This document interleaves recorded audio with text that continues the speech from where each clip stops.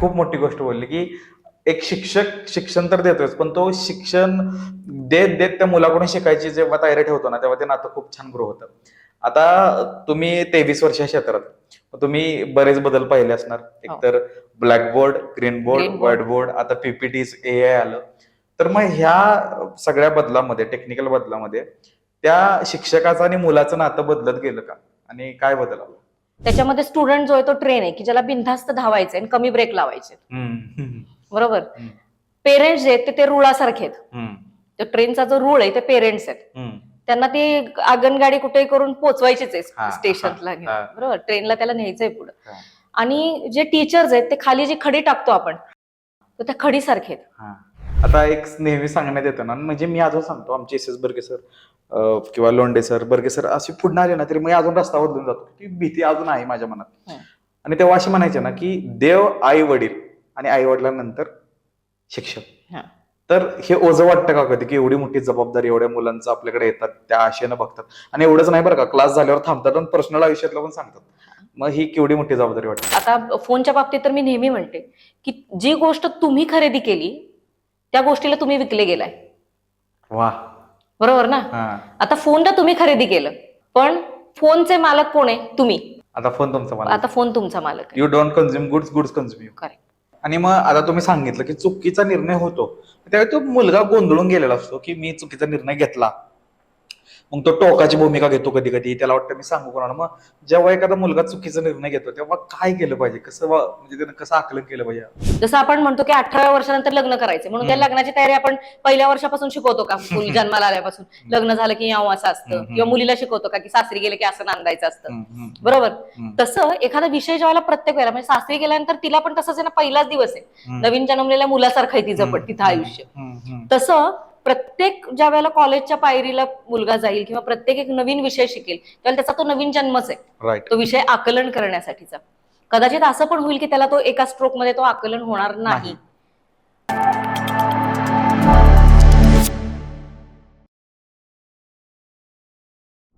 नमस्कार, तुमच्या सगळ्यांचं स्वागत आहे कंपनी ऑफ कॉन्टेंटच्या आपल्या पॉडकास्ट सिरीजमध्ये. आपण 52 वीक्स 52 पॉडकास्टची सिरीज घेऊन आलेलो आहे. त्यामध्ये रोडकास्ट ही सिरीज आहे, त्याला तुम्ही खूप प्रेम दिलं. अजून एक सिरीज आहे, नवीन सिरीज आहे, ती आहे समजावून घेऊ. तो समजावून घेऊ मध्ये खूप क्रिटिकल, सोपे आणि तेवढेच अवघड समजायला असे विषय आपण समजून घेतोय. आणि आता उन्हाळ्याची सुट्टी चालू आहे, बरेच मुलं त्यांच्या पालकांसोबत वेळ घालवत आहेत, बरेच शिक्षक आता पेपर तपासत असतील आणि पुन्हा एकदा शाळेत येणार आहेत आणि नवीन उमेदवारांनी भेटणार आहेत. तर असा खूप महत्वाचा विषय, जे दोन विषय जे आज आपण इंटिग्रेट करतोय, तो विषय आहे पालकत्व. म्हणजे मुलाचं, आईचं आणि वडिलांचं नातं कसं असावं पालकांचं, आणि शिक्षकाचं आणि त्या मुलाचं नातं कसं असावं. सो आज आपण समजून घेणार आहोत पालकाचं, शिक्षकाचं आणि त्या मुलाचं नातं आणि पालकत्व. आणि आज आम्हाला खूप छान गेस्ट मिळाले. मागं एकदा शो आम्ही करत असताना मी मॅमला भेटलो. सो आज आपल्यासोबत भाग्यश्री ढाणे मॅम आहेत आणि त्या आहेत सीईओ ढाणेज इनोव्हेट अकॅडमीच्या. So welcome to the show. Thank you.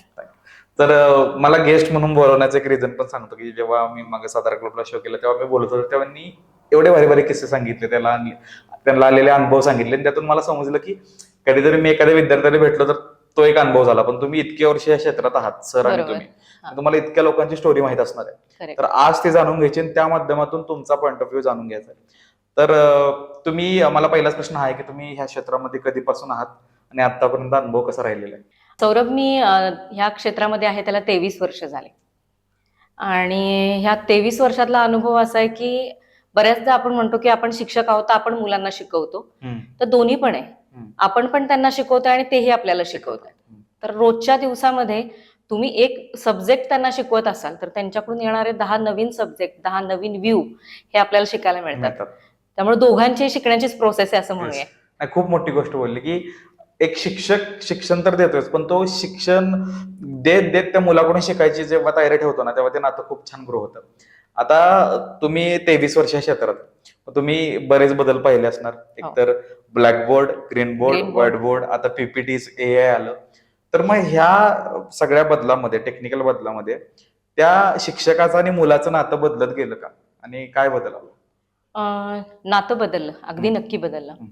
आता ऑनलाईन क्लासेसला मुलं जास्त प्रेफरन्स देतात, आणि ह्याच्या मागचं कारण असं आहे की त्यांना घरात बसून कम्फर्टेबल एन्व्हायरमेंटमध्ये शिकायचंय. आता हे कम्फर्टेबल एन्व्हायरमेंट कसं आहे, तर त्यांना वाटतंय की मला घरातून तर नाही बाहेर पडायचं, तेवढ्याच एक 15 मिनिटामध्ये मला वाटलं तर शिकायचंय, मला म्यूटही करता आलं पाहिजे पुढच्या हा शिक्षकाला. हा. आणि हे म्यूट करणं जे आहे हम्म.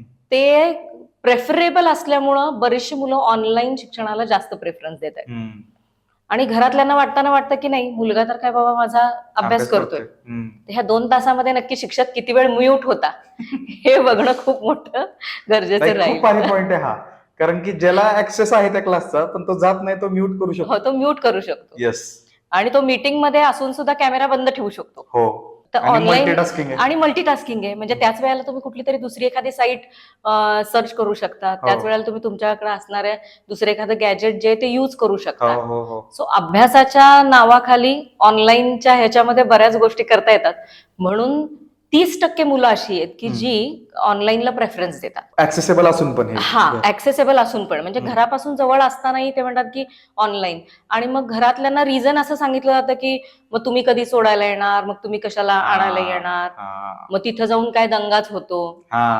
म्हणजे जो रिझन आउट आहे तो वेगवेगळ्या प्रकारे काढला जातो आणि त्याच्यातून मग प्रत्येक मुलगा एक वेगळं रिझन आणतो आणि घरातल्यांना ते बऱ्याचदा पटतं, कारण की दोन मुलं असतात किंवा एक मूल असतं, तर आपलं मूल सांगतं हे खरंच बरोबर सांगते. आहे, अगदी बरोबर आहे.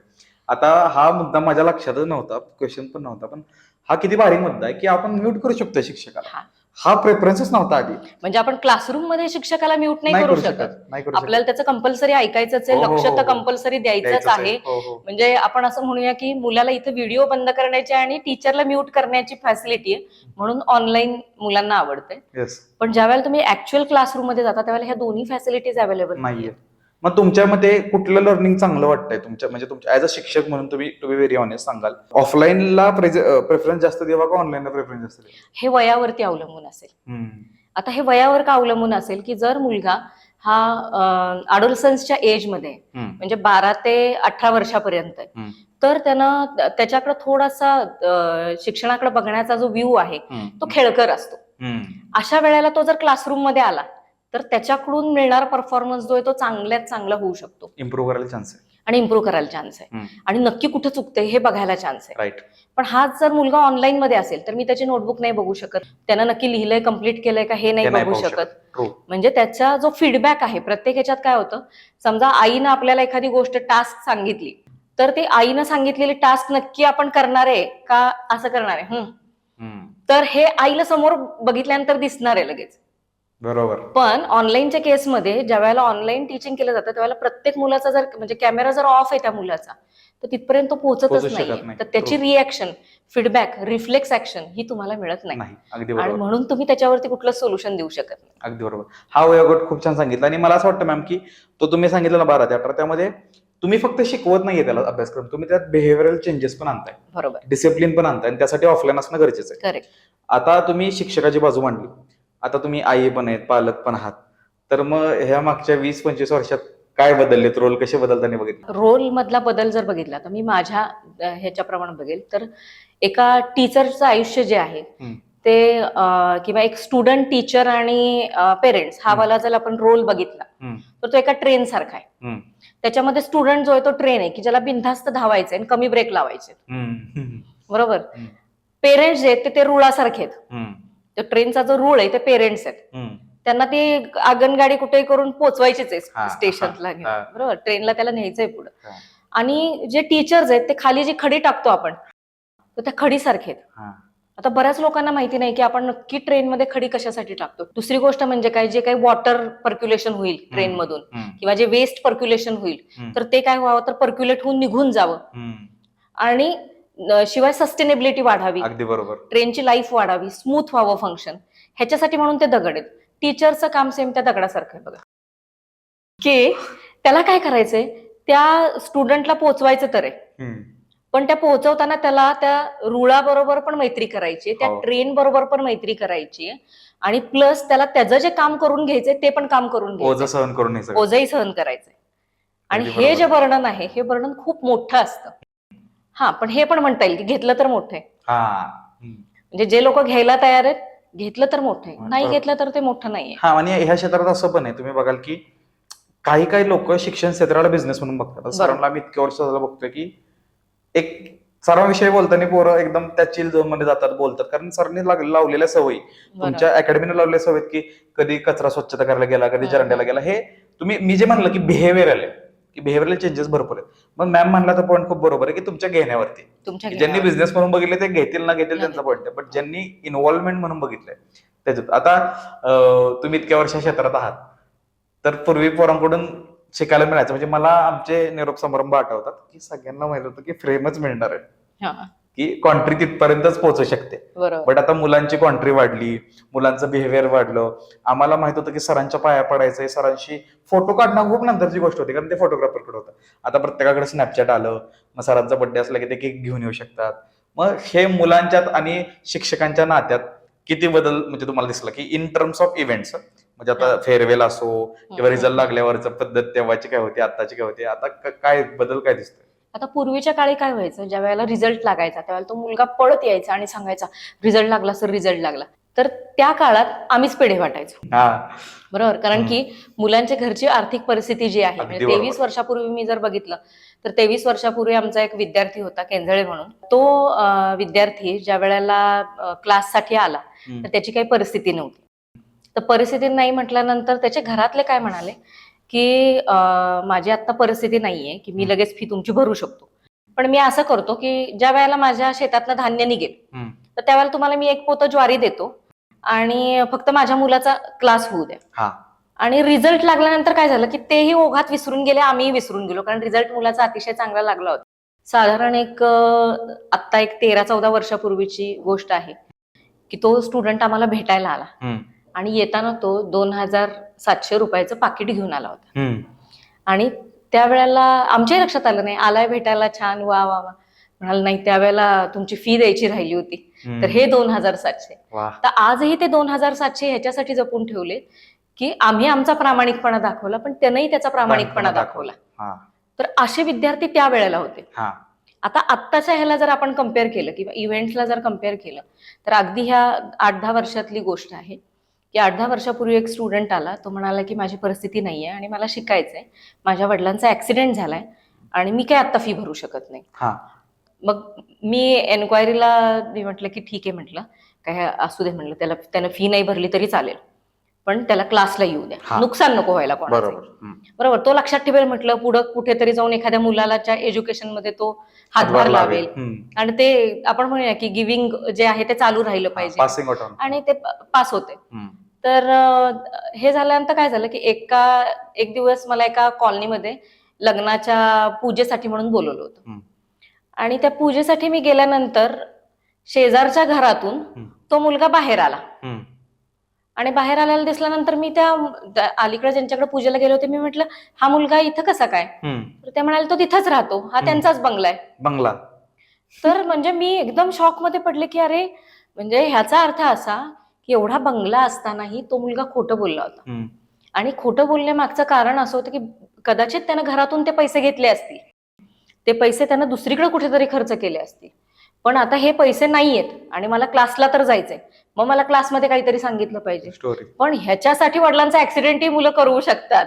तर हा मुलांच्या मध्ये झालेला बदल, इंटिग्रिटी बदल. म्हणजे त्यावेळेला आई वडील येऊन सांगायचे की ही गोष्ट अशी झाली, आता मुलं सांगतात की असं असं आहे म्हणून. आता एक नेहमी सांगण्यात येतं ना, म्हणजे मी अजून सांगतो, आमचे एस बर्गे सर किंवा लोंढे सर, बर्गे सर अशी पुढे आले ना तरी मी अजून रस्ता बदलून जातो, ती भीती अजून आहे माझ्या मनात.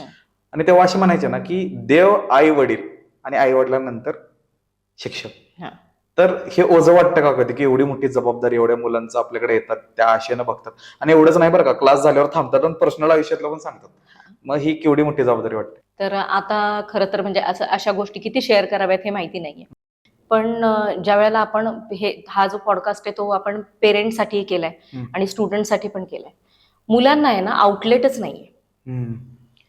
आई वडील आता अलीकडच्या काळामध्ये दोघंही बिझी आहेत, मग तो बोलणार कोणाकडे, बरं मित्रांकडे बोलायला गेलं तर त्या मित्राचं वय आणि त्याचं वय सेम येते, हो हो हो. म्हणजे तो त्याच्यामध्ये काही निर्णय देऊ शकेल एवढी त्याच्याकडे कपॅसिटी नाहीये. मग आता ही कपॅसिटी नाहीये तर आपण बोलणार कोणाकडे? तर मग आपण चला आपले जर टीचर तेवढ्या ह्यानं आपले फ्रेंडली रिलेशन असेल तर आपण त्यांच्याशी बोलू शकतो. आणि मग अशा वेळेला मुलं येऊन त्यांच्या सगळ्या पर्सनल गोष्टी पण शेअर करतात.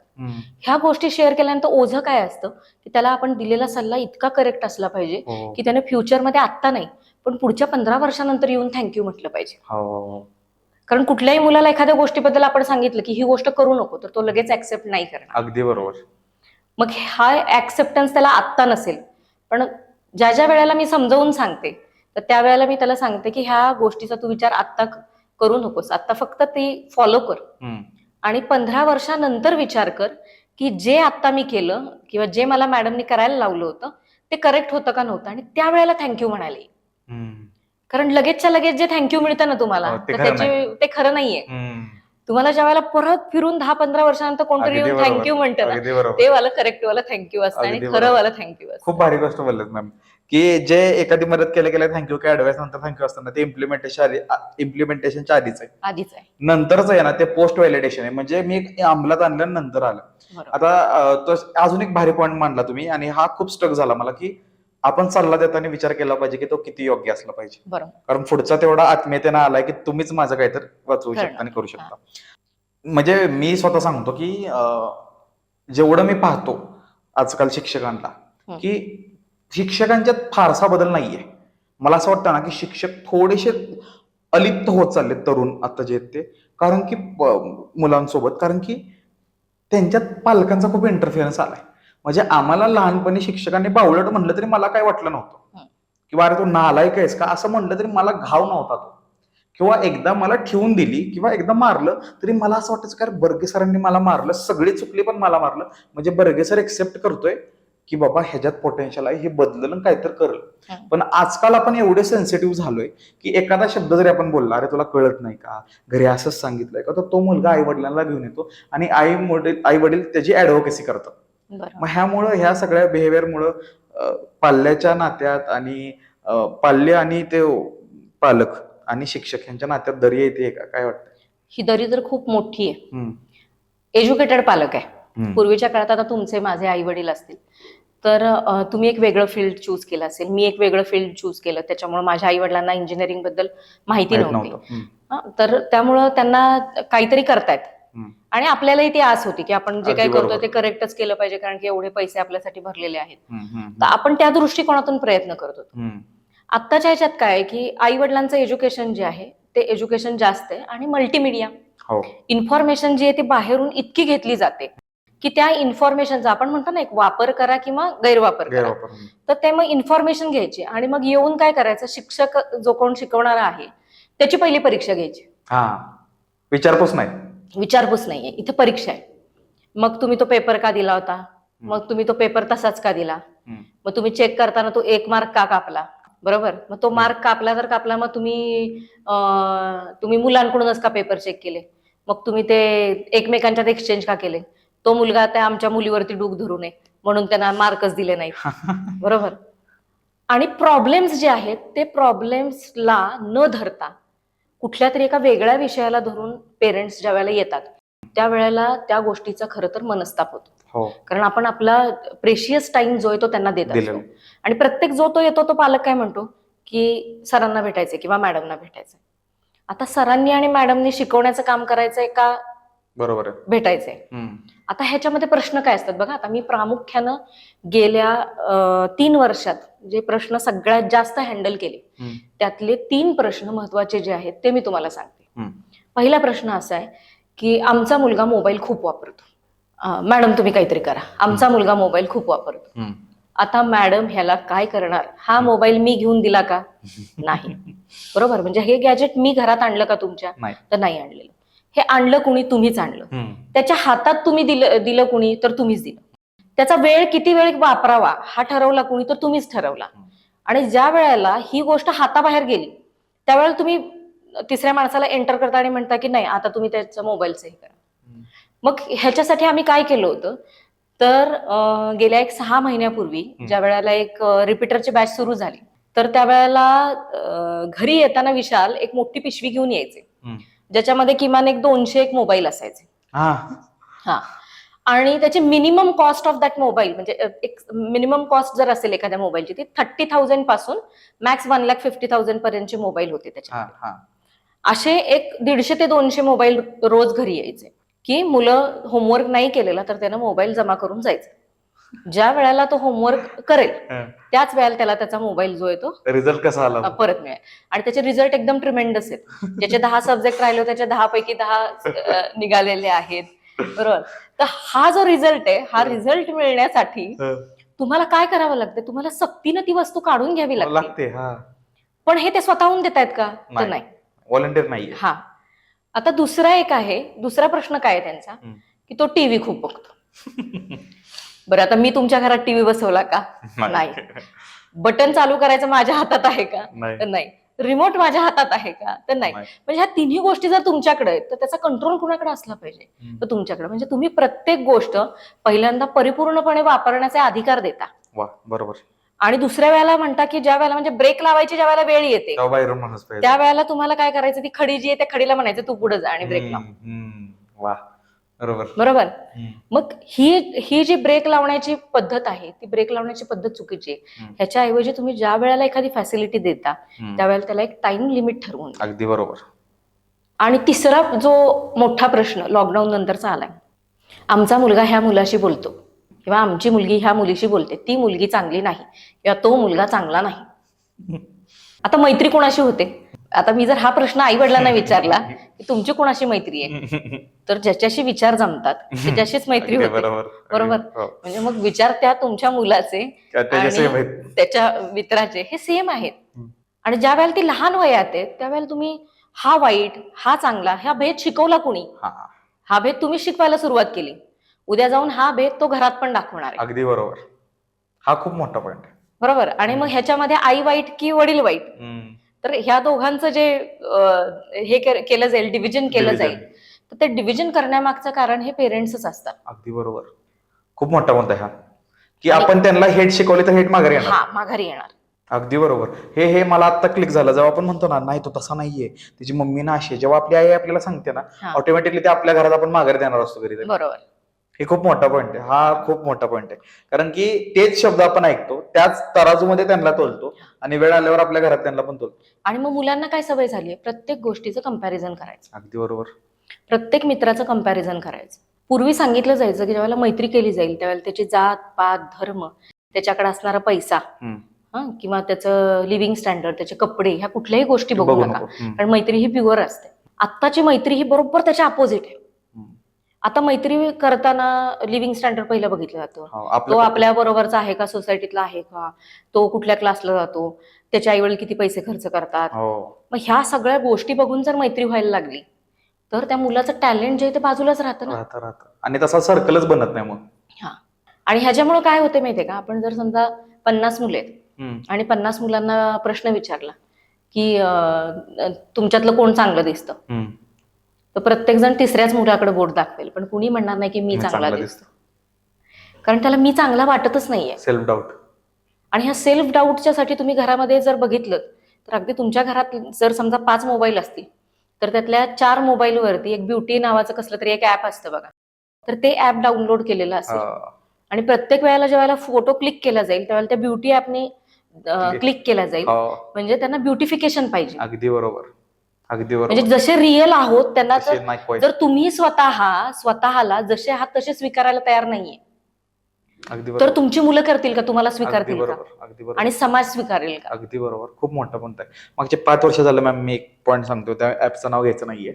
आणि प्रत्येक शाळेतल्या मुलींना हा मी पहिला प्रश्न विचारलाय, कारण की कुठल्याही आईसाठी तिचं मूल हे देखणंच असतं. बरोबर. तू आई म्हणती तू कृष्णच आहेस माझा. बरोबर. पण एखादा ऍप्लिकेशन आपल्या फोनमध्ये जे म्हणतं की अरे तुझा फेस फॅट मोठा आहे, जॉलाईन नाहीये तुला, हा फिल्टर लाव जॉलाईन येईल. अरे पिंपल आले का, पिंपल घालव, हा फिल्टर लाव. मग काय होतं की आपण डाउनलोड केलेल्या, आपण घेतलेल्या मोबाईलमध्ये डाउनलोड केलेल्या ऍप्लिकेशन मध्ये एक ऍप्लिकेशन तुला सांगते you are not good enough, आणि आपण म्हणतो येस, मग आपण तो फिल्टर लावून पुट करतोय. मग हे मास्क घ्यायची प्रक्रिया आहे ना, की तुम्ही म्हणताय ती ह्याच्यामुळेच आली की सेल्फ डाऊट. आता ह्याच्या ऑपोजिट बघा, जेव्हा आपण लहान होतो तेव्हा आपण म्हणजे माझ्या आधी तुम्ही शाळेतून पासआउट झाले, नंतर बरोबर. मी आले, तरी पण तुमच्यात आणि आमच्यात साम्य काय की आपण म्हणायचो आमचे पप्पा वय काही नसेल तर आपण वाढवून सांगायचो. हा, आपल्याला आपला हा. पप्पा हिरो वाटायचा, बरोबर. आपली आई हिरो वाटायची. आता तसं नाही झालेलं. आता स्वतःकडे असलेले पोझिशन ऑफ थिंग्स ह्याच्यावरती कम्पॅरिझन होतं. आता अजून एक मुद्दा आहे, हे प्रश्न बाजूला राहिले आणि खूप वेगळंच मला आज खूप जाणून घ्यायचं की मॅम अनरिअलिस्टिक एक्सपेक्टेशन ठेवण्यात येतात का आज मैत्रीत आणि पालकाकडून, पाल्याकडून आणि शिक्षकाकडून सोशल मीडियामुळे? हो, आहेत ना. आणि ते एक्सपेक्टेशन इतक्या मोठ्या प्रमाणावरती आहेत की आता जर 10 वर्षाचं मूल आहे आणि ते अजून साधारणपणे 12 ते 13 वर्षानंतर मॅच्युअर होऊन काय म्हणूया की स्वतः कमाई करायला लागेल, तर त्यावेळेला त्याचं थिंकिंग लेवल जर बघितली तर पूर्वीच्या म्हणजे आपण ज्या वेळेला इंजिनिअरिंग माझं झालं किंवा विशालचं झालं किंवा तुमचं कम्प्लीट झाल्यानंतर एज्युकेशन, तुम्ही पहिला विचार केला असेल की स्टॅबिलिटी. स्टॅबिलिटी मधला पहिला मुद्दा काय की मला घर असलं पाहिजे, बरोबर. घरानंतर गाडी ही आपली त्याच्यानंतरचा विषय आहे, सेकंडरी हे. आता जर तुम्ही कुठल्याही मुलाला जर विचारला ना प्रश्न की तुला पहिल्यांदा काय घ्यायचंय, तर तो म्हणेल मला लॅम्बोर्गिनी घ्यायची आहे, बरोबर, किंवा मला असला फोन घ्यायचा आहे. म्हणजे जी गोष्ट आता फोनच्या बाबतीत तर मी नेहमी म्हणते की जी गोष्ट तुम्ही खरेदी केली त्या गोष्टीला तुम्ही विकले गेलाय, बरोबर ना. आता फोनला तुम्ही खरेदी केलं पण फोनचे मालक कोण आहे? तुम्ही. आता फोन तुमचा मालक, आता फोन तुमचा मालक आहे. You don't consume goods, goods consume you. Correct. आता काय होतं माहितीये का, फोन कुठं जरी ठेवला तर पटकन ते कुठे गेला फोन, कुठे गेला फोन, कुठे गेला फोन, कुठे गेला फोन. मग हे जे आहे म्हणजे तुमचा आहारी जाणं. मग आहारी कोण कोण गेले? अख्खं घरच आहारी गेलेलं आहे. आधी पहिल्यांदा काम कोणावर केलं पाहिजे? अख्ख्या घरानं काम केलं पाहिजे. ह्याच्यासाठी एक काय केलं पाहिजे, घरात आल्यानंतर पहिल्यांदा मोबाईल जागेवरती ठेवा सगळ्यांनी एका ठिकाणी. जर इमर्जन्सी कॉल्स असतील तर त्यावेळेला ते वाले कॉल घ्या, थोडं तुमचं डिस्कशन होऊ द्या. तुम्ही काहीतरी गेम्स वगैरे एकत्र खेळा, टीव्ही लावण्यापेक्षा किंवा टीव्ही मधून. आता टेकअवे असतो बघा प्रत्येक गोष्टीत किंवा प्रत्येक ह्याच्यामध्ये टेकअवे असतो. मुलं तुमची नक्की काय टेकअवे करतायत हे खूप महत्वाचं. अगदी बरोबर. एक हा पॉइंटला रिलेटेड आम्ही कोविडमध्ये ऑनलाईन सेशन्स घ्यायचो. एकदम चुनचुनीत मुलं जे नुकतीच LKG UKG फर्स्ट त्यांना काय कळणार आहे पॅरेंटच्या रिलेशनशिप, पॅरेंटसाठी सेशन असायचं. तर मी एका मुलाला विचारलं की काय आहे तुझं, दहीवडीचं कॉलेज होते ते, शाळा होती. तो म्हणला मम्मी पप्पा दिवसभर फोनवर असतात, माझ्यावर कोणीच खेळत नाही. आता त्याचे मम्मी पप्पा त्या मिटिंगला, दोघांना उत्तरच देता येणार. म्हणजे एवढंसं मूल पण त्याला ते समजतंय की ही डिझर्व दॅट टाइम. तर आजच्या धावपळीच्या जगामध्ये तुम्ही पण वर्किंग वुमन आहात, सर पण आहेत, तर मग मुलांना वेळ देणं किती गरजेचं आहे स्वतःच्या? आम्ही तर स्वतःच्या मुलांना खूप वेळ देतोय आणि वेळ देण्यासाठी म्हणून आम्ही काय केलेलं आहे की काही इव्हेंट्स जे आहेत ते आम्ही एकत्रितच करतो. मग ज्याच्यामध्ये की विशालचा आणि माझा काही टाइम वेगळा असेल तर मी माझ्या मुलीला घेऊन स्विमिंगला जाईल. मला एवढा पिक्चर बघणं आवडत नाही, विशालला पिक्चर बघायला आवडतात, तर चांगले पिक्चर आल्यानंतर विशाल तिला घेऊन पिक्चरला जाईल किंवा मुलाला घेऊन पिक्चरला जाईल. तर हे त्याला बघण्यासारखं असेल त्यावेळेला तो जाईल, त्यावेळेला ती घरी थांबेल माझ्या बरोबर. मग तिला कुकिंग आवडतं, मग ती आणि मी मिळून दोघी जणी काही कुकिंग करतो. मग ह्या जे इव्हेंट्स आहेत घरामध्ये होणारे किंवा रात्री एकत्र जेवणं तर खूप महत्वाचं आहे. तुम्ही म्हणजे एक तरी वेळ एकत्र जेवला पाहिजे, कारण सकाळी सगळेजण बाहेर पडतात, तर रात्री तरी तुम्ही एकत्र जेवलं पाहिजे. आणि हे एकत्र जेवता जेवता काही गप्पा पण मारल्या पाहिजे. काय झालं स्कूलमध्ये, काय काय केलं. त्यांच्याकडून चुकूनही जर समजा असं सांगितलं गेलं की ते आमचे टीचर आहेत ना त्यांनी असंच केलं, हे आमच्या मॅडम आहेत ना ते असंच केलं, मग आई आणि वडिलांनी जर ह्याच्यावरती असं काही रिप्लाय गेला एखाद्या की ते ना टीचर ते वेडेच आहेत, त्यांना तर काय कळतच नाही. पण इथं काय होतं की मुलांचा इतरांच्याकडे बघण्याचा, रिस्पेक्टफुली बघण्याचा जो दृष्टिकोन आहे तो पूर्णपणे निघूनच जातो. अगदी बरोबर. म्हणजे खूप महत्त्वाचं, म्हणजे जसं, आणि हे मागाशी एक पॉईंट मिस आउट झाला माझ्याकडून की तुम्ही म्हणता ना की पालक येतात आणि असे बोलतात, तेव्हा ते चुकीचं बळ मिळतो त्या मुलाला. की दुसऱ्या दिवशी मुलगा म्हणतो काल आमच्या पप्पाला, आता सर्व मला काय म्हणतात. हे जे बळ असतं ना की माझा बाप्पा सुपरमॅन आहे, तो सरांना बोलून गेलाय, हे नाही दिलं पाहिजे पालकांनी, कारण हे रिव्हर्ट बॅक होणार आहे. प्लस एक मॅमने आता पण बोललं की एक टाइमची मील एकत्र असावी. का ते सांगतात, आम्ही BBL असताना आम्हाला एक सांगत की you are very emotional when you are having food together. म्हणून तर सगळ्यात मोठे स्कॅम प्रेमातले डेट्सवर होतात, कारण काय तर खाता येत, काय तर मग एकमेकाला खोटी वादे घेते, मज्जा असते. मग तुम्ही रात्री जेवत असताना तेव्हा बोलता बोलता तुमच्या तोंडातून मनातलं जातच. त्यामुळे जेवण एक वेळ महत्वाचं आहे. आता अजून एक एकदम सटल प्रश्न आहे की आपण जेव्हा शाळेतून घरी येतो ना तेव्हा मम्मीला मोबाईल नव्हते ना, तर आपण मम्मीला मम्मी तुला माहितीये का आज शाळेत काय झालं, हे हरवलंय असं वाटतं का तुम्हाला? हे भरपूरच हरवलंय. आता शाळेतली मुलं ह्या विषयावरती काही बोलतच नाही. काय झालं सांगत हा काय झालं हे सांगतच नाहीत. आणि म्हणजे आता आमच्या घरातला रूल असा आहे की आलं की शाळेतनं आल्यानंतर आजचं काय, आज काय काय झालं, बर मग तुला समजलं का, विचारलं काय पाहिजे, तुला समजलं का, हो हो समजलं किंवा नाही समजलं, बरं नसेल समजलं तर उद्या विचार बरं का मिस ना. कसं समजत नाही, तुला कळतच कसं नाही, आम्ही एवढा पैसा लावला, आम्ही एवढे पैसे खर्च केले. तर हे पेरेंट्स कडून असणारे जे एक्सपेक्टेशन्स आहेत की मुलांच्याकडे बाबतीमध्ये, की कुठे पैसे जर दिले आपण तर त्याचं लगेचच आउटपुट मिळालं पाहिजे. तर ह्याच्यामध्ये कुठेतरी तुम्ही काय केलं पाहिजे की टेस्ट अँड ट्रायल्स पण असू शकतात. अगदी बरोबर. म्हणजे आम्ही अगदी आमच्या स्वतःच्या मुलाचं उदाहरण सांगेन मी, की ज्या वेळेला 7th 8th मध्ये होता तर बरोबर ऑब्व्हियसली मुलं एकमेकांच्या मध्ये डिस्कशन करतात आणि डिस्कशन केल्यानंतर कुठल्या तरी एखाद्या नवीन कोर्स बद्दल इन्फॉर्मेशन कळते आणि मुलं म्हणायला लागतात की मला तोच कोर्स करायचा आहे. तसं माझा मुलगा म्हणायला लागला मला प्रोडक्ट डिझायनिंग करायचंय. तर ठीक आहे म्हटले, मग प्रोडक्ट डिझायनिंग करायचं तर त्याच्यासाठी काय काय लागतं वगैरे सगळी इन्फॉर्मेशन काढली आणि एक इन्स्टिट्यूट पुण्यामध्ये आहे तर तो म्हणाला की मला तिथं पुण्यामध्ये ऍडमिशन घेऊन द्या, म्हणजे मग माझं मी ते डिझायनिंगचं वगैरे जे काय आहे ते मी करायला सुरुवात करतो. तिथे ऍडमिशन घेतलं. ऍडमिशन घेतल्यानंतर काय होतं की 20 दिवसानंतर एक त्यांनी पेरेंट्ससाठीचं सेशन ठेवलं होतं की ह्या 20 डेज मध्ये तुमच्या मुलांनी केलंय नक्की काय. हे सेशनसाठी गेल्यानंतर मी तिथं बघितलं की साधारण बाकीच्या 25 मुलांचे जे काही तयार केलेल्या गोष्टी होत्या त्या आणि माझ्या मुलाच्या गोष्टी ह्या एकदमच डिफरंट होत्या.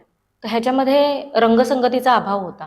ती आर्ट जी होती तेवढी फाईन नव्हती. मग आम्ही ज्यावेळेला परत गाडीमध्ये बसल्यानंतर मी त्याला विचारलं की खरंच तुला हे आवडतंय का. आणि मग माझा मुलगा म्हणाला मम्मा काहीतरी गणलंय.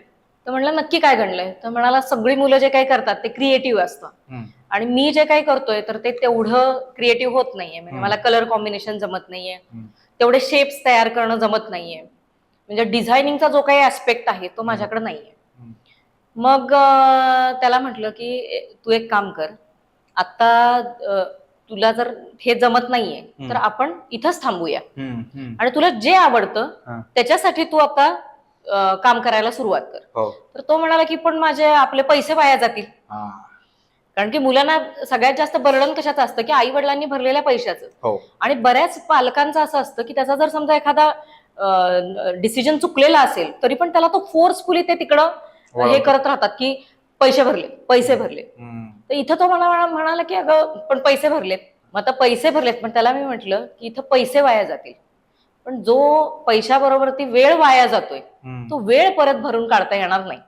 बरोबर. आणि तू वेळ पण जे काही वाया घालवतोय तो चुकीच्या गोष्टींसाठी घालवतोय. म्हणजे असं होत नाही ना की ती एक गोष्ट तुला आवडते आणि तू त्याच्यासाठी वेळ देतोयस, ह्याच्यातून आउटपुट तर काहीच नाही आणि आपण वेळ तर वाया घालवतोय. त्याच्यापेक्षा आता हा वेळ वाचवूया, पैसे जे आहेत ते ऑटोमॅटिकली पुढे कुठंतरी कमवता येतील.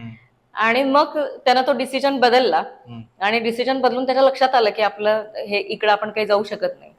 तर कुठल्या माझं पालकांना हे जर सजेशन असेल की मुलं बऱ्याचदा अशी होतील, कन्फ्युज होतील, होतात, तिथं तुम्ही पाठीशी खंबीर उभे राहा की आहे आम्ही. आणि मग आता तुम्ही सांगितलं की चुकीचा निर्णय होतो त्यावेळी तो मुलगा गोंधळून गेलेला असतो की मी चुकीचा निर्णय घेतला, मग तो टोकाची भूमिका घेतो कधी कधी, त्याला वाटतं मी सांगू कोणाला. मग जेव्हा एखादा मुलगा चुकीचा निर्णय घेतो तेव्हा काय केलं पाहिजे, कसं म्हणजे त्यानं कसं आकलन केलं पाहिजे. आता ह्याच्यासाठी मी तुम्हाला सगळ्यांना एक गोष्ट सांगेन की ही गोष्ट इतकी काय म्हणूया त्याला की आपल्या सगळ्यांच्यासाठी आहे आणि ज्यांना ज्यांना वाटतं की डिसिजन चुकतो तर त्यांनी त्या डिसिजनवरती हे कसं वर्क केलं पाहिजे. एक आश्रम असतो आणि त्या आश्रमामध्ये साधारण 200-300 विद्यार्थी शिक्षण घेत असतात. आता हे विद्यार्थी जे असतात ते गुरुकुल पद्धत पूर्वीची जी असायची की जंगलामध्ये गुरूंचं एक स्कूल असायचं आणि तिथे येऊन ही मुलं म्हणजे शिकायची. आता हे जे ऋषीमुनी होते ते सगळ्याच मुलांना सेमच शिक्षण देत होते. पण हा एक असा मुलगा होता की ज्याचा इतर सगळ्या गोष्टींमधला इंटरेस्ट खूप चांगला होता पण त्याला सांख्यिकी अभ्यासक्रमामध्ये खूप प्रॉब्लेम यायचा. म्हणजे गणित जे होतं ते त्याचं काय होतं तर वीक होतं. मग ह्यानं बऱ्याचदा प्रयत्न केला पण त्याला काही पुढच्या वर्गात जाता आलं नाही. आता पुढच्या वर्गात जाता आलं नाही म्हणजे आपल्याला काहीच करता येणार नाही असा हे करून त्यानं गुरुजींना सांगितलं की मी आता हे सगळं सोडतोय आणि मी माझ्या घरी जातो. तर तो घरी जायला निघाला आणि घरी जाताना त्याला रस्त्यात एक विहीर लागली. त्या विहिरीवरती काही बायका गावातल्या पाणी भरत होत्या. पाणी भरण्यासाठी म्हणून रहाटाला एक दोर जोडलेला होता आणि एक भांड जोडलेलं होतं जे भांड दरवेळेला खाली जायचं आणि पाणी भरून वरती यायचं. तो विहिरीच्या जवळ गेल्यानंतर त्याच्या लक्षात आलं की जिथून तो दोर येतो तर तिथं एक दगड आहे की जो नक्षीदार दगड आहे. हम्म. त्यानं तिथल्या एका बाईंना विचारलं की अहो ह्या दगडावरती नक्षी कोणी काढली? तर त्या म्हणाल्या, अरे ही नक्षी ज्या वेळेला तो आम्ही पाणी भरण्यासाठी म्हणून भरलेला दोर. हंडा जो आहे तो ह्या दोरानं ओढतो, हम्म. त्यावेळेला तो दोर घासतो आणि त्याच्यामुळे ही नक्षी जी आहे ती झालेली. जिजून. आणि त्यावेळेला काय होतं तर हा झिजतोय हम्म. आणि म्हणून ही नक्षी उठतीये. त्याच्या लक्षात आलं की जर मला काही शिकायचं असेल तर मी झिजणं गरजेचं आहे. बरोबर. आणि जोपर्यंत मी झिजत नाहीये तोपर्यंत मला ही नक्षी तयार करता येणार नाही. तर ही नक्षी तुमच्या भविष्याची आहे आणि जर भविष्य मला चांगलं करायचं असेल तर मला माघारी फिरलं पाहिजे.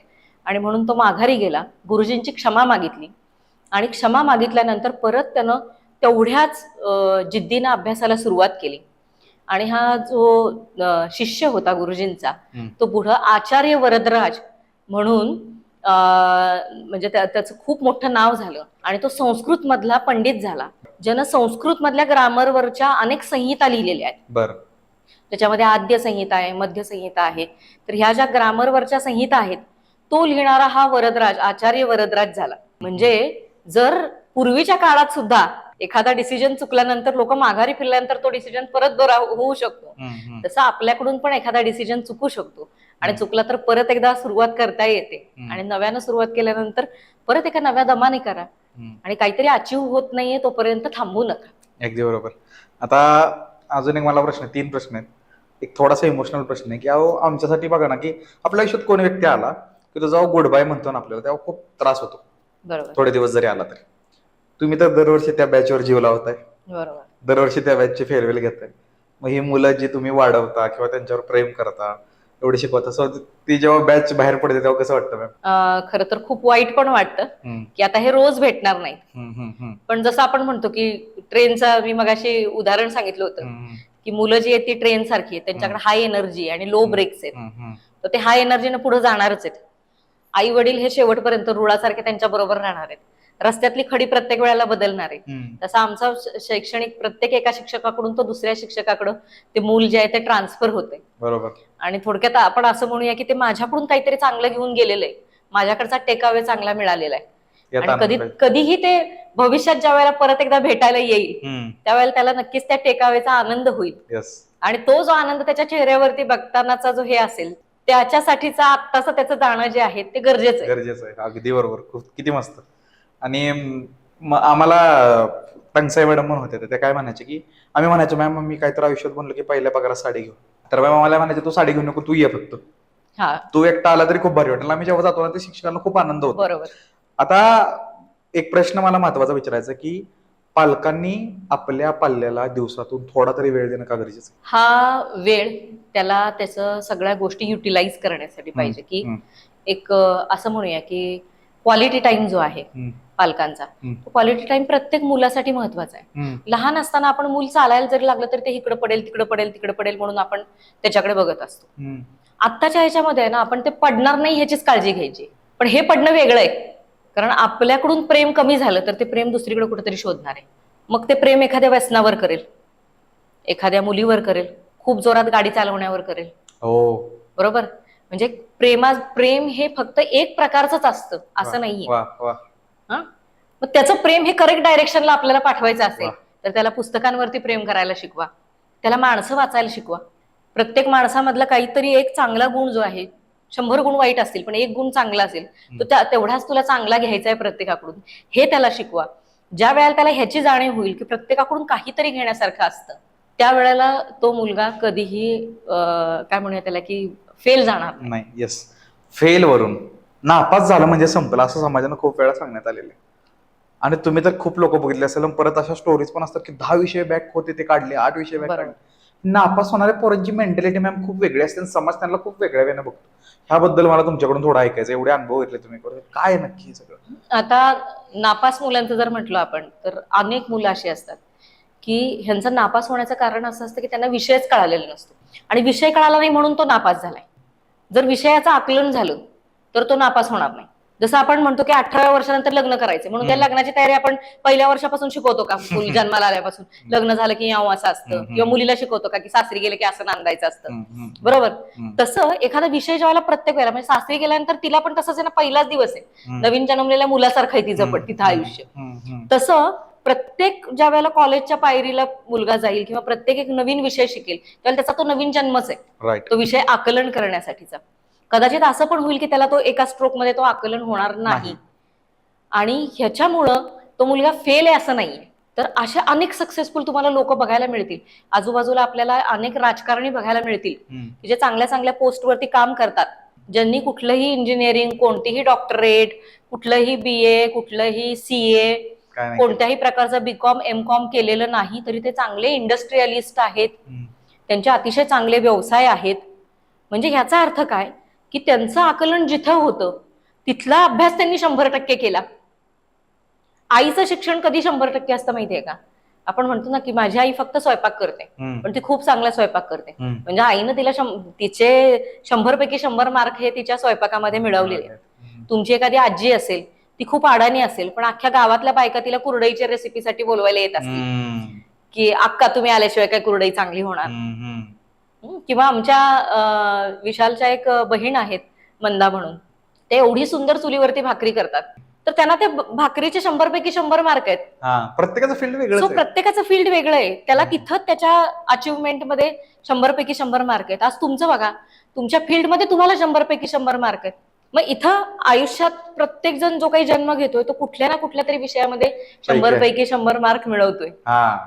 ते फक्त तुम्हाला जर मार्कलिस्ट वरतीच हवे असतील म्हणून अट्टहास करत बसलात तर एवढे सगळे राजकारणी तुम्हाला सक्सेसफुल दिसणार नाहीत. एक नापासांची शाळा म्हणून पुस्तक आहे मराठीमधलं, तर हे पुस्तक अगदी जरूर वाचा. तुमच्या मुलांना जर समजा इंग्लिश वाचता येते आणि मराठी वाचता येत नाही, तर मराठी वाचता येणाऱ्या आई वडिलांनी वाचा आणि मुलांना दाखवा. आपण असा विचार केला पाहिजे की प्रत्येक ह्या गोष्टी मागं, प्रत्येक एका ह्याच्या मागं मिळणारी जी ऊर्जा आहे तर ही ऊर्जा आपल्याला युटिलाइज करायची. आता मला एक फायनल प्रश्न आहे, त्याच्या 2 फोडी आहेत. पहिली फोड अशी आहे की ऍज अ आई म्हणून आणि ऍज अ शिक्षिका म्हणून तुम्ही आपल्या ऑडियन्सला कोणत्या गोष्टींची अपील कराल किंवा काही गोष्टी सांगाल की ज्या आता होणं गरजेचं आहे, समाजात घडणं गरजेचं आहे? आता ह्याच्यासाठी एक तुम्हाला आणखीन एक किस्सा सांगेन. येस. की समाजामध्ये होणं काय गरजेचं आहे, तर आपली शैक्षणिक पद्धत बदलली पाहिजे. आता ह्या शैक्षणिक पद्धतीमध्ये काय गोष्टींचा समावेश असला पाहिजे. 2011 साली मी लंडनमध्ये एका नर्सरी शाळेमध्ये गेले होते आणि तो नर्सरी शाळेचा पहिला दिवस होता. पहिल्या दिवशी त्या स्कूलमध्ये काय शिकवलं जात होतं, तर सगळे चार्टमध्ये रोड मॅप, झेब्रा क्रॉसिंग, परत स्कूल टायमिंग, कुठे सायलेंट थांबायचं आहे, तर ह्या गोष्टींवरती म्हणजे जे मोरल्स आहेत तर ह्याच्यावरती काम केलं जात होतं. ओव्हर स्पीडिंग, परत रोड क्रॉस करताना एकदम बेसिक एटिकेट्स, फायर ब्रिगेड आणि त्याच्या ड्रिल्स होत होत्या फर्स्ट डेला, मॉक ड्रिल्स. मला असं वाटतं की माझ्या स्कूलमध्ये मी ज्या वेळेला स्कूलिंग केलं त्यावेळेला कधीच मला आठवत नाहीये की फायर ब्रिगेडची कोणती ड्रिल झालेली असेल. बरोबर. आपल्या शैक्षणिक पद्धतीमध्ये बदल झाला 2000 सालापर्यंत. बघा, 2000 सालापर्यंत गव्हर्नमेंटनी पण काही गोष्टी ऑब्झर्व केल्यात आणि त्याच्या पद्धतीनं बदल जे आहेत ते शैक्षणिक क्षेत्रात आणलेले आहेत. ह्यातला सगळ्यात मोठा बदल म्हणजे नो युअर बॉडी. बघा, 10th पर्यंत काय झालं होतं की कोणालाही आपली बॉडी नक्की कशी आहे म्हणजे मेल आणि फिमेल बॉडी मधला डिफरन्स हा 10th पर्यंतच्या बायोलॉजीच्या बुकमध्ये पूर्णपणे दिलेला नव्हता. की मूल कसं होतं किंवा मूल होण्यासाठी कोण जबाबदार आहे, मुलगा झाला मुलगी झाली याच्यासाठी जबाबदार कोण, तर हे कुठेही 10th पर्यंतच्या बुकमध्ये नव्हतं. जे लोक सायन्स स्ट्रीमला जायचे त्यांनाच ते कळायचं. आर्ट्सला जाणारा आणि कॉमर्सला जाणारा विद्यार्थी हा आयुष्यभर अडाणीच राहायचा त्या गोष्टीसाठी. ज्या वेळेला ह्या सगळ्या गोष्टी सिलेबस मध्ये 10th पर्यंतच आल्या, बेसिकलाच, त्यावेळेला प्रत्येकाला, कारण स्वतःच्या आपल्या बॉडीबद्दल आपल्याला माहिती असणं तर हे गरजेचं आहे. आणि ज्या वेळेला तुम्हाला आपल्या स्वतःबद्दलची माहिती असते त्यावेळेलाच तुम्ही स्वतःवरती प्रेम करू शकता. अगदी बरोबर. आणि ह्या माहितीसाठी म्हणून ज्यावेळेला हा शैक्षणिक बदल आला तसे आणखीन काही शैक्षणिक बदल हे आपल्या अभ्यासक्रमामध्ये झाले पाहिजेत, ज्याच्यामध्ये मुलाचं मानसिक आरोग्य चांगलं राहावं ह्याच्यासाठी प्रयत्न केला गेला पाहिजे. दुसरं, त्याला शिस्त लागावी. जी शिस्त कुठली असली पाहिजे की मी कुठल्याही नेचरला हार्म करणार नाही, मी कधीही फास्ट गाड्या चालवणार नाही, म्हणजे मी एक Yes. रोडच्या डिसिप्लिन्स ज्या आहेत Yes, त्या rules पाळेन. पाळेन. Yes. बरोबर, कारण की मी फास्ट गाडी आज चालवेन, पण उद्या कदाचित मी गाडी चालवायला नसेल. नसेल. पण मी जर कंट्रोल गाडी चालवली तर मला आयुष्यभर गाडी गाडी चालवता चालवता येईल. येईल. तर हा मनाचा कंट्रोल, Yes. मनाचा ब्रेक, हा उत्तम ब्रेक, हम्म. हा त्यांच्या ह्या 10th पर्यंतच्याच अभ्यासक्रमामध्ये आला पाहिजे. इन्क्लूड झाला पाहिजे. आणि आरोग्याबद्दलची जागरूकता, स्वतःच्या आरोग्य, स्वतःच्या सामाजिक, आरोग्याबद्दलची जागरूकता, ह्याच्यामध्ये तुम्ही काय खावं, न्यूट्रिशनचं महत्व हायजीन आणि हायजीनचं महत्व, ह्या सगळ्या गोष्टी ज्या आहेत त्या ह्याच्यामध्ये समावेश झाला पाहिजे. येस.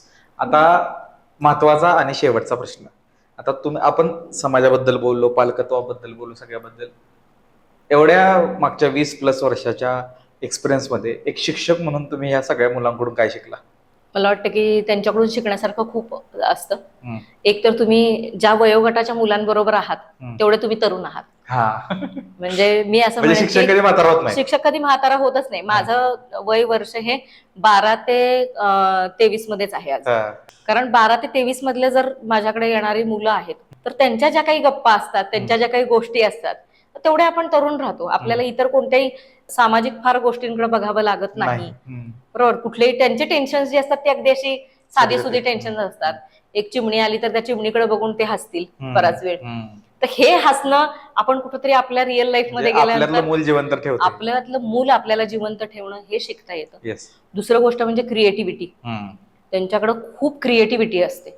तुम्ही त्यांना एखादा टास्क द्या आणि तुमच्याकडे जर 30 मुलं असतील तर 30 मुलं 30 वेगवेगळ्या प्रकारे ती गोष्ट कम्प्लीट करतील. म्हणजे याचा अर्थ काय, तर तुम्हाला 30 वेज मिळाले एखादी टास्क कम्प्लीट करण्याची.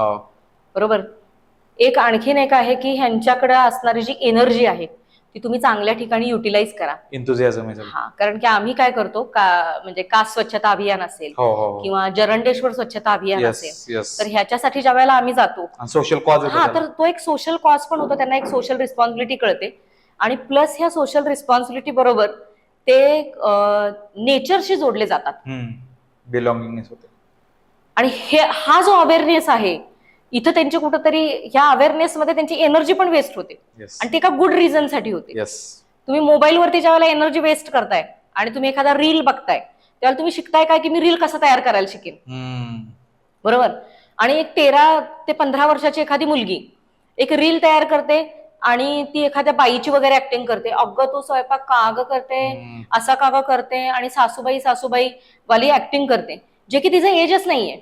तिनं जरी ऍक्टिंग करायची असेल तरी ती ऍक्टिंग तिच्या वयाबरोबरच्या खेळकर गोष्टींबरोबर केली पाहिजे. इन्व्हायटेड मॅच्युरिटी नको. हा, त्यामुळं अकाली प्रौढत्व जे आहे तर ते येते.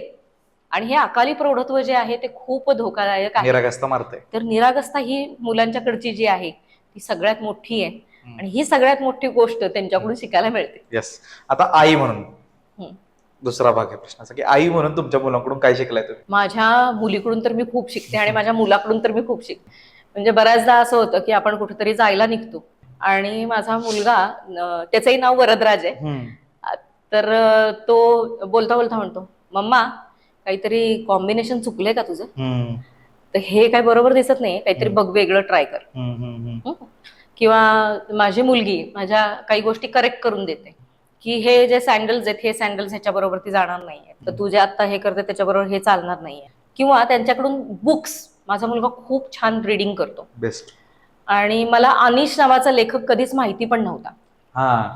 आणि अनिश खूप फेमस आहे तरुण मुलांच्या मध्ये. तर अनिशचे बुक्स त्यानं खूप रीड केलेले होते आणि हे बुक्स जे आहेत तो ज्या वेळेला रीडिंग करायचा तर त्याच्यानंतर म्हणायचा, आणून द्यायचा टेबलवरती, आम्हाला ठेवायचा, हे बुक वाचा, हे खूप सुंदर आहे. आणि खरोखर आम्ही म्हणजे आपण आपल्या मुलांकडून काय शिकतो, तर मी माझ्या मुलाकडून काय शिकले तर बुक्स. मस्त. आणि माझी मुलगी मला एकदा बोलता बोलता म्हणाली की तू आमच्या आनंदात तुझा आनंद शोधत जाऊ नकोस किंवा आमच्या दुःखात तू दुःखी होत जाऊ नकोस, कारण मग आम्ही आनंदी किंवा दुःखी ही आमची टेम्पररी फेज आहे. पण तू आम्ही आनंदी असलं की तू आनंदी, मग आम्ही दुःखी की तू दुःखी, असं नको. हा, तर तो तुझा आनंद हा तुझ्या पर्यंत राहू दे, हे मुलांनी म्हणलेलं तुम्हाला. हा, तर ही गोष्ट जी आहे ही खूप मोठी आहे. तर आत्ताची मुलं ही प्रॅक्टिकल आहेत.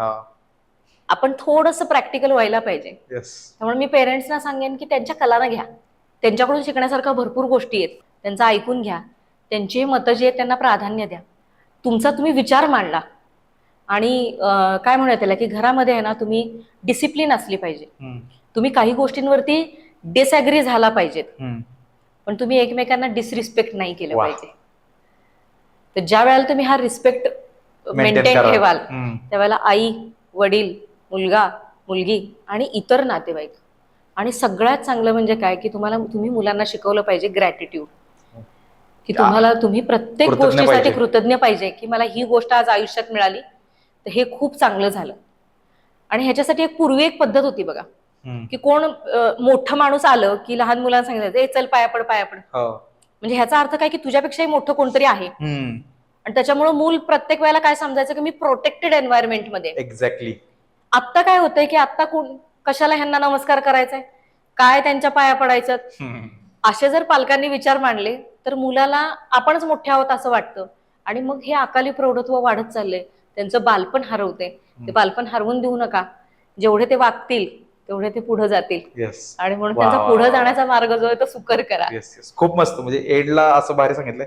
आणि मला वाटतं ह्याच्यावर एक पॉडकास्ट आला पाहिजे निवांत आपण पुन्हा एकदा सरांना पण बोलू की अकाली प्रौढत्व हे खूप मोठा पॉईंट आहे हा, की जेव्हा चुनचुनीत पोरं खूप पोकत्या माणसासारखे बोलतात ना तेव्हा ते असं विचित्र वाटतं. मागचे जवळजवळ 50 मिनिटं आपण गप्पा मारतोय. खूप छान, खूप जास्त शिकायला मिळालं. आणि जेव्हा तुम्ही त्या गोष्टी सांगत होता तेव्हा मी पण माझ्या बालपणात गेलो आणि आता रिअल जे काय होतं ते पण दिसलं. तर मॅम, तुम्ही एकतर प्रेक्षकांनी इथपर्यंत पॉडकास्ट बघितलाय म्हणून तुमचे आभार. आणि मॅम, तुम्ही वेळात वेळ काढून आल्याबद्दल तुमचे आभार. खूप खूप धन्यवाद. थँक्यू. जय हिंद, जय महाराष्ट्र, जय शिवराय. थँक्यू.